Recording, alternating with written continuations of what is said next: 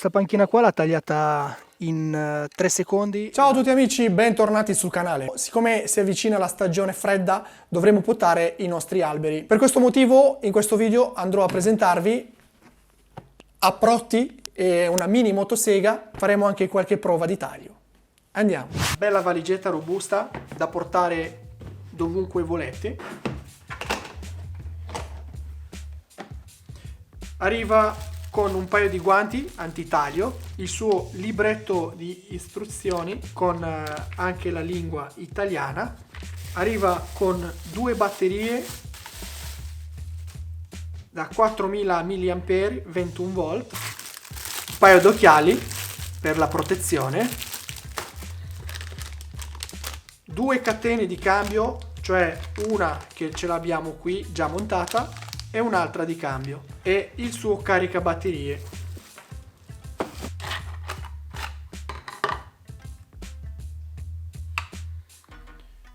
Possiamo inserire la batteria in questo modo, attivando il pulsante possiamo azionarla, poi dopo faremo qualche prova. Per la durata della batteria, ragazzi, vi potrò dire veramente come stanno le cose dopo che la utilizzo per un bel po'. Qui abbiamo le luci in cui possiamo vedere se la batteria è carica, meno, e ci fa vedere con una 4 spie qui. Ne abbiamo 2, come detto prima, però scrivetemi nei commenti tra qualche settimana che poi vi dico giusto come tiene questa batteria e quanto dura. Il cambio della catena si fa, vedete qui, dobbiamo solamente svitare quell'interruttore qua con una cacciavite semplice, si svita questo motorino, questa stella, e dopo si cambia la catena. L'impugnatura è antiscivolo, è in gomma, facile da trasportare, non molto pesante, come vi dicevo prima, a 1,5 kg con la batteria. Possiamo appoggiarla subito in posizione. La nostra lama è lunga 14 mm, quasi 15 mm. È dotata di un sistema di riempimento automatico dell'olio. Mettiamo l'olio e il sistema andrà a ingrassare la catena.